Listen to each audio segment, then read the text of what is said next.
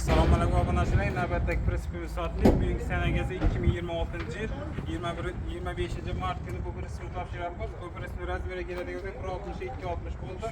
Borning balandligi 50 sm, sho'kkasi 70, qo'ldan 120 bo'ldi. Bu prensipimizni Qoraqalpog'iston Respublikasi 4 km 4 kil tumanidan beri. Prensip ma'qul bo'ldimi, brat? Ma'qul bo'ldi. Rahmat, baraka. Kelganda emas, parkobimiz bor edi o'zingizda. Bizim parkobimiz bor edi. Elektr montajini qilib berdikmi? Elektr montajini qilib berdilar hammasi. O'zingiz tanlab, o'zingiz ko'rib oldingiz, ha? Necha so'm oldingiz?